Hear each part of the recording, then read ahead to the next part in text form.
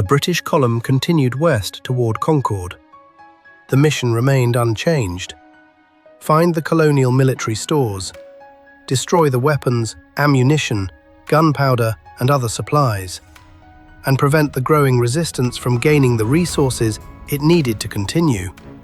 But the operation was no longer a secret. The alarm from Lexington was already spreading. The countryside was awake, and the people ahead had time to respond. The soldiers continued marching. The road stretched before them, and somewhere ahead, Concord was waiting. As the warning reached Concord, local leaders understood what was coming. The British Army was on the road, and Concord was their destination. The people of the town knew the British were searching for military stores, weapons, ammunition, and other supplies intended to support the growing resistance. So the colonists moved quickly. Some supplies were hidden, others were moved away from the places the British were most likely to search. Military stores were scattered and concealed, making them harder to find and destroy. Colonel James Barrett, one of the senior Massachusetts militia officers involved in the local response, helped oversee the defense of the area. The colonists knew they could not simply stop the British Army from entering Concord, but they could try to deny the British as much of their objective as possible. And beyond the town, another response was taking shape. The militia was gathering. Across the countryside, the militia was assembling. Men came from Concord and from nearby communities. Farmers left their fields, tradesmen left their workshops. Neighbors picked up their muskets and joined the growing resistance. But the colonists understood the reality. They were not a professional army, and they could not simply march into Concord expecting to defeat the British regulars in a conventional battle. So they gathered outside the town. They watched, they waited, and they tried to understand what the British intended to do. The British had the advantage of training, discipline, weapons, and experience. But the colonists had another advantage.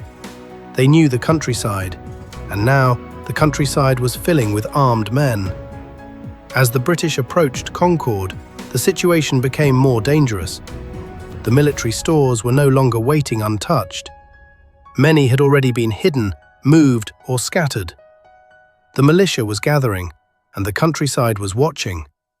The British expedition had been planned as a surprise operation, but Lexington had changed everything. The alarm had given the colonists time to respond. The soldiers were still moving toward their objective, and their orders remained clear. Find the military stores, destroy what they could, and prevent the colonists from strengthening the growing resistance. But the British commanders could no longer assume that the countryside would remain quiet. Every mile brought them closer to a confrontation they had not expected to face. The British were almost there. Concord, the town they had marched through the night to reach. The place where they believed colonial military stores were waiting. But the situation was no longer what they had expected. The alarm had arrived first. The colonists had been given time to respond, and the militia was gathering around the town.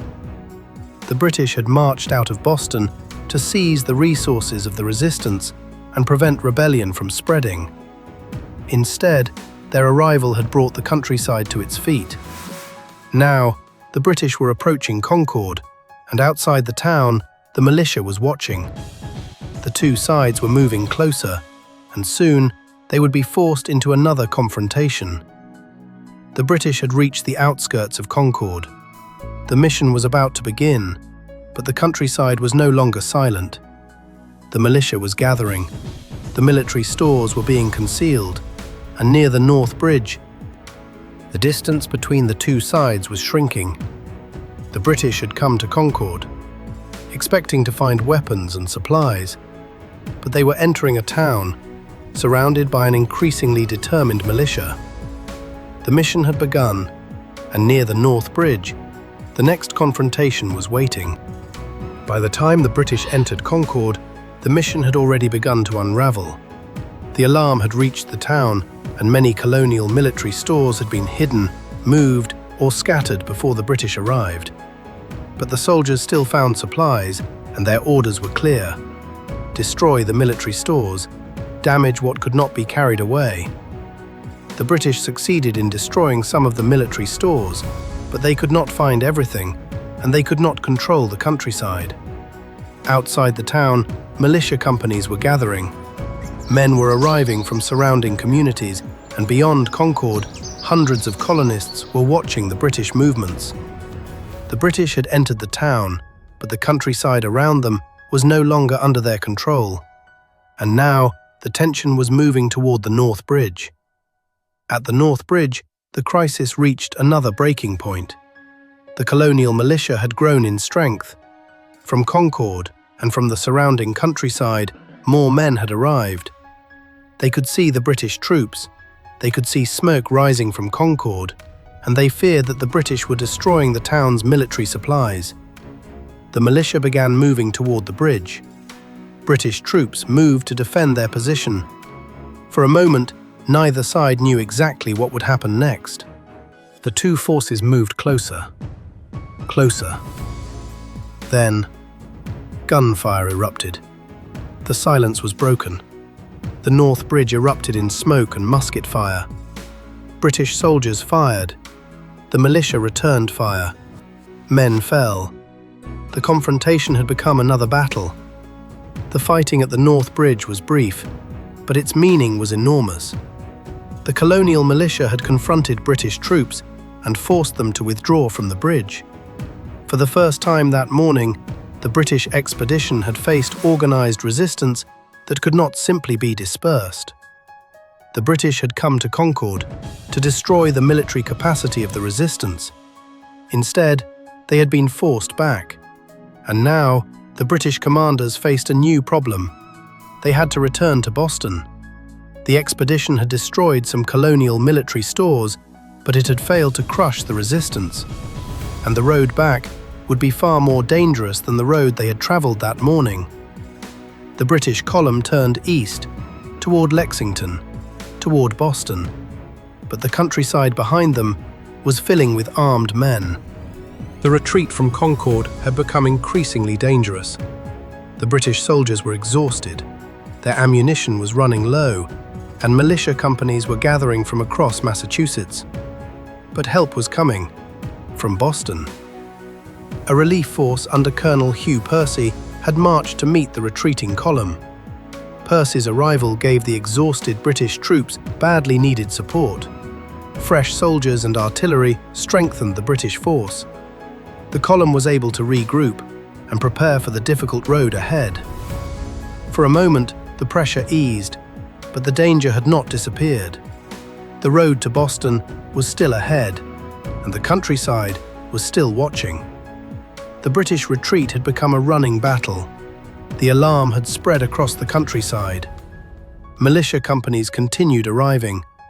Men attacked from roadsides, fields, wooded areas, and behind walls and other natural cover. The British could not easily see where every shot was coming from. The countryside itself had become a battlefield. Every bend in the road could hide another attack. Every wall could become a firing position. Every distant movement could signal another group of militia. The British soldiers fought their way forward. They returned fire. They tried to maintain their formation, and they continued toward Boston. Again and again, the attacks continued. What had begun as a carefully planned expedition had become a desperate retreat. By the time the British reached the safety of their positions around Boston, the expedition had achieved only part of its immediate objective. Some colonial military stores had been destroyed, but the resistance had not been crushed. The colonial militia had not been disarmed, and the British force had suffered significant losses during the day's fighting and retreat. More importantly, the countryside had risen against them. Lexington had shown that blood would be spilled. Concord had shown that British troops could be resisted, and the long retreat had shown that resistance could spread across an entire countryside.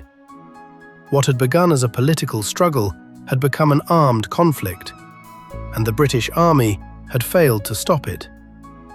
On a single day, a series of small Massachusetts communities had become the center of history. The British had marched into the countryside, expecting to seize weapons, destroy military stores, and suppress colonial resistance. The fighting at Lexington and Concord had done the opposite.